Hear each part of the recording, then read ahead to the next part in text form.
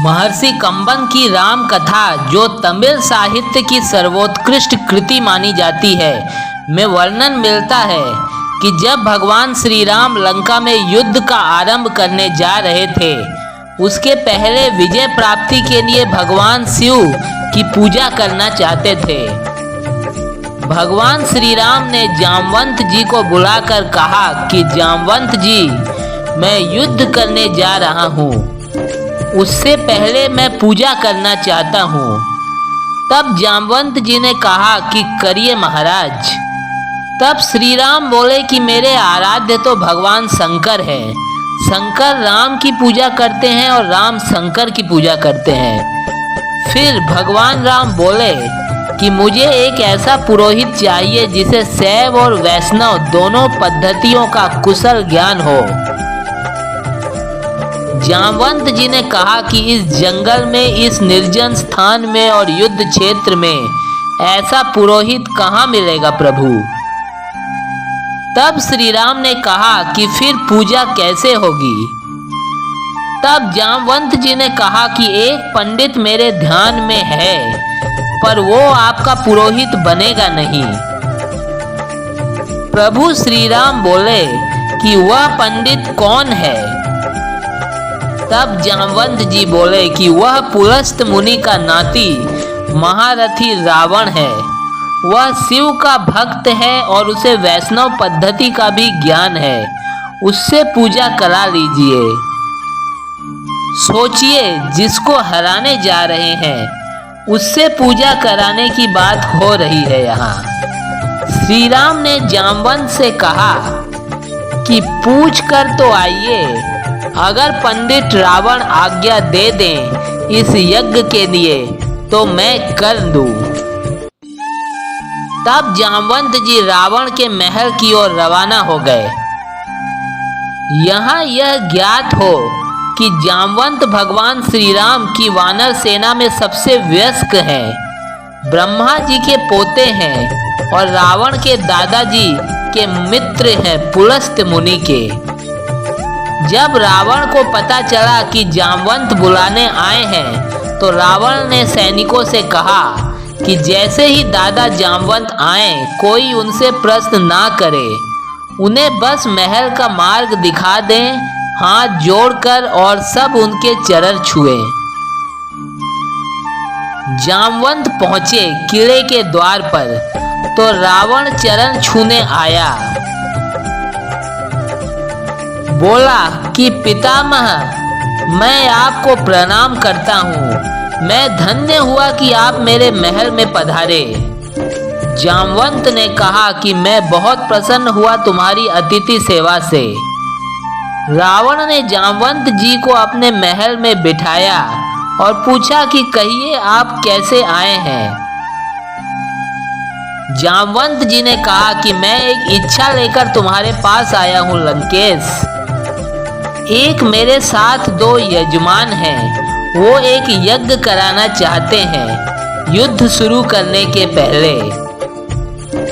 उन्हें ऐसे पंडित की आवश्यकता है जो शैव और वैष्णव दोनों पद्धतियों से भली भांति अवगत हो। तुमसे अधिक गुणी व्यक्ति तो इस पृथ्वी पर नहीं है। क्या तुम उनका पुरोहित बन सकोगे? उनका पुरोहित बनना क्या तुम स्वीकार करोगे? रावण ने कहा कि जहां तक मुझे सूचना है, आपके दोनों यजमान अयोध्या से निर्वासित दोनों राजकुमार राम और लक्ष्मण तो नहीं हैं। जामवंत ने कहा कि हाँ दशग्रीव, वही दोनों हैं। क्या आप पुरोहित बनना स्वीकार करेंगे? रावण बोला कि क्या उनके यज्ञ का उद्देश्य लंका विजय है? जामवंत ने कहा कि हाँ, उनका यही उद्देश्य है। क्या आप स्वीकार करेंगे? रावण ने कहा कि मैं तो जिज्ञासा के लिए पूछ रहा था, अन्यथा द्वार पर आकर यदि कोई पंडित से यज्ञ के लिए कहे तो अस्वीकार करना उसका धर्म ही नहीं है। मैं आपके साथ चलूंगा और उनका यज्ञ कराऊंगा। जामवंत ने कहा कि क्या मुहूर्त निकला पूजा का? रावण ने नवग्रहों को अपने पास बुलाया क्योंकि सारे नवग्रह रावण के ही कब्जे में थे। नवग्रहों ने बताया कि प्रातःकाल ब्रह्म मुहूर्त में 5:30 का समय। रावण ने कहा कि ठीक है, ब्रह्म मुहूर्त के पहले ही मैं वहां आ जाऊंगा। जामवंत जी ने कहा कि आचार्य, पूजा के लिए क्या व्यवस्था करनी है, क्या सामग्री लानी है। अब तो रावण आचार्य हो गया था। इस कारण से जामवंत ने रावण को आचार्य कह के संबोधित किया। रावण ने कहा कि मेरे यजमान जंगल में हैं। अगर यजमान के पास पूजन सामग्री ना हो तो पंडित का धर्म बनता है कि वह पूजन सामग्री लेकर आए। तो मैं लेकर आऊंगा। उसको अपने पुत्र मेघनाद को तुरंत जगाने का मन में विचार आया और मेघनाद को जगा के रावण ने कहा कि बेटा, तुम अशोक वाटिका जाओ और सीता से कहो कि मैं उससे मिलना चाहता हूँ। एक विशेष प्रयोजन है। जब रावण ने इंद्रजीत से यह कहा तब जामवंत वापस जा चुके थे। थोड़ी देर बाद रावण खुद अशोक वाटिका पहुंचा और सीता से कहा कि तुम्हारा पति राम लंका विजय का यज्ञ कर रहा है। उसके पास पुरोहित नहीं है। कल सुबह मैं उसका पुरोहित बनूंगा। लेकिन एक विवाहित व्यक्ति की पूजा अधूरी है। अगर पूजा के वक्त उसकी पत्नी उसके पार्श्व में ना बैठे। यही बात एक स्त्री के लिए भी संगत होती है कि स्त्री और पुरुष दोनों का, पति और पत्नी का पूजा के समय होना अति आवश्यक है। तभी पूजा को पूर्ण माना गया है हिंदू सनातन धर्म के अनुसार। अन्यथा पूजा अधूरी रहती है और उसका फल प्राप्त नहीं होता है। तुम उसकी पत्नी हो तो सुबह यह इंद्रजीत रथ लेकर आएगा। तुम स्नान करके नया वस्त्र पहनकर इस रथ में बैठ जाना। चूंकि मेरे यजमान की पूजा पूर्ण होनी चाहिए, मैं अपूर्ण पूजा का पुरोहित नहीं हूँ। और कहा कि तुम्हारी लंका से मुक्ति केवल पूजा तक की है। पूजा होते ही तुरंत उठना और इसी रथ में बैठकर वापस अशोक वाटिका में आ जाना। फिर प्रातःकाल ब्रह्म मुहूर्त में रावण पुरोहित बनकर पूजा स्थल में पहुंचा। शिवलिंग की स्थापना हुई। बालुका की मिट्टी से एक विग्रह बनाया प्रभु श्री राम ने अपने तेजस्वी हाथों से। धोती पहनकर तिलक लगाए हुए तेजस्वी रावण वहां पहुंच चुका था। राम और लक्ष्मण ने आसन से उठकर अपने पुरोहित रावण को प्रणाम किया। राम बोले, आचार्य, मैं दशरथ का पुत्र राम अपने छोटे अनुज लक्ष्मण के साथ आपको प्रणाम करता हूँ। दोनों ने रावण के पैर छुए और कहा कि आचार्य आसन ग्रहण करिए। आचार्य रावण ने पूजन प्रारंभ किया। अब बात उठी कि पत्नी कहाँ से आए। आचार्य रावण ने पूछा राम से कि क्या मेरे यजमान विवाहित हैं। राम ने कहा कि हाँ आचार्य, मैं विवाहित हूँ। रावण ने कहा कि अपनी धर्मपत्नी से कहिए कि वो आपके पार्श्व में बैठे। राम ने कहा कि आचार्य, मेरी धर्मपत्नी मेरे साथ नहीं है। तो जामवंत ने पूछा कि आचार्य, अब पूजा कैसे संपन्न होगी। रावण बोला कि पितामह, मैंने आपसे कहा था कि यदि किसी यजमान के पास सामग्री पूरी ना हो या कोई व्यवस्था पूरी ना हो तो आचार्य का धर्म है कि वो पूरी व्यवस्था बनाकर लाए। रावण ने कहा, बेटा इंद्रजीत, यजमान की पत्नी को उनके पार्श्व में स्थापित करो। अपहरण की हुई माता सीता श्री राम के पार्श्व में बैठी। पूजन प्रारंभ हुई। फिर पूजन के बाद रावण ने कहा कि मैं आप दोनों यजमानों को आशीर्वाद देता हूँ कि आप दोनों जिस संकल्प का कारण यह पूजा कर रहे हैं, आज सारे देवता उपस्थित होकर आपके संकल्प को पूर्ण करें। मैं आशीर्वाद देता हूँ।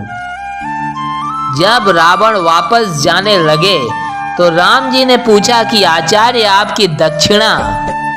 तो आचार्य रावण हंसा, बोला त्रैलोक की संपदा आपके आचार्य के पास है, कुबेर का रथ आपके आचार्य के पास है, ऐसे में मेरा वनवासी यजमान मेरी क्या दक्षिणा देगा।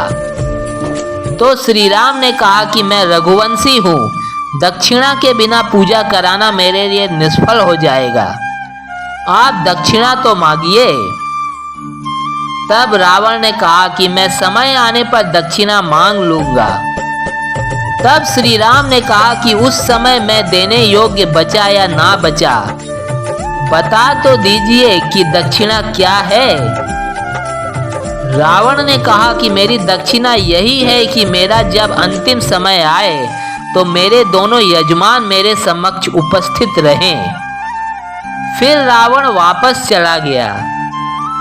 जब युद्ध के अंतिम दिनों में रावण का शव पड़ा हुआ था जमीन पर, तब मंदोदरी वहां आई और विलाप करने के बाद उन्होंने पूछा कि वो कहाँ गया जिसने रावण मेरे पति को मारा। लोगों ने कहा कि वो वहां बैठे हैं समुद्र के किनारे।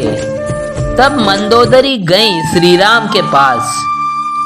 पीछे से पहुंची मंदोदरी श्री राम के।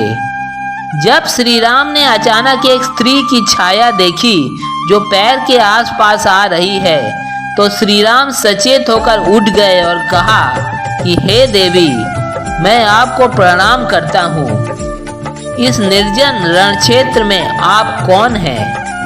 मंदोदरी ने कहा कि हे राम, मैं रावण की दुर्भाग्यशाली पत्नी मंदोदरी। श्री राम ने कहा कि माँ, मैं आपसे क्षमा याचना चाहता हूँ। आपका पति बड़ा तेजस्वी था, महाज्ञानी था, उच्च कुल में पैदा हुआ था, लेकिन उसने अनीति की थी, इसलिए उसे मुझे मारना पड़ा। मैं आपके इस शोक के लिए क्षमा चाहता हूँ। मंदोदरी ने कहा कि मैं इसलिए नहीं आई कि मैं आपको कोसूं। श्री राम ने पूछा कि फिर किस लिए आई हैं आप? मंदोदरी ने कहा कि मैं देखने आई थी कि जिसने पूरी दुनिया पराजित कर दी, उस महापराक्रमी मेरे पति रावण को हराया किसने?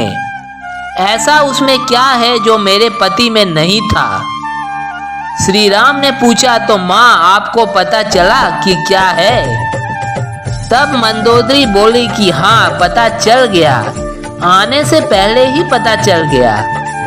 एक मेरा पति था जो मेरी जैसी सुदर्शना होते हुए भी आपकी पत्नी को पाना चाहता था, और एक आप हैं कि पीठ पर से भी परस्त्री की छाया पड़ी है तो उठकर खड़े हो गए हैं। यही मेरे पति रावण और आप में अंतर है।